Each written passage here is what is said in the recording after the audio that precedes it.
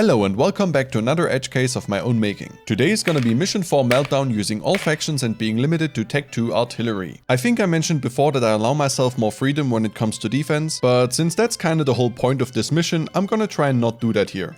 Overly much. It's my second attempt, but not for the reasons you might think. I was just plain too stupid to record it properly the first time, which took me well over 30 minutes to notice.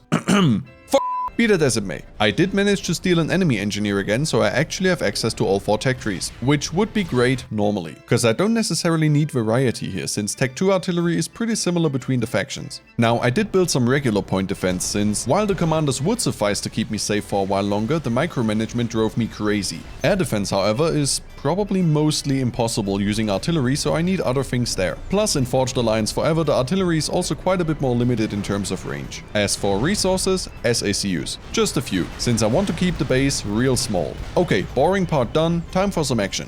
For this I take with me my 4 commanders and a handful of Cybran SACUs. Why? Air defense upgrade. Marching west, building forward bases along the way and slowly pushing the enemy back. Until the first map expansion. Like always, map get bigger, enemy swarm in. Pretty normal stuff. For my third base though, I probably chose the worst possible location. Getting hammered by enemy artillery constantly, losing stuff left and right, and being swarmed by enemies. Really bad spot for setting up camp. But with base number 4 being well within reach of the objective, once I added another section of artillery to the front, that will come down in due time.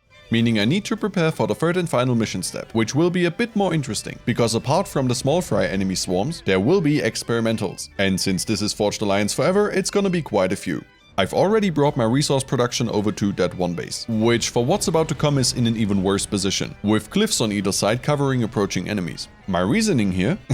My assumption here was simple. The enemies will brainlessly attack the main base and leave me mostly alone over here. Only a small problem with that. While they do walk into the main base first, they appear to then seek out the commander specifically, so temporary solution at best. And killing Itotas, or however that's pronounced, is a daunting task using Tech 2 artillery. Something that became very obvious very quickly, with the main base not even really putting up a fight at all.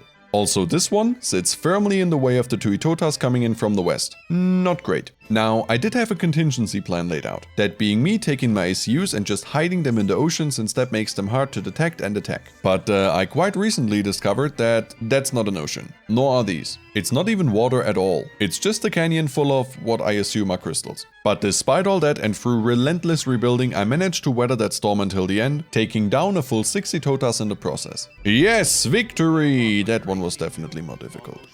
By the way, that is how this mission is supposed to end, not like what happened the other day. See you next time, bye! Glad we got you out of there in one piece.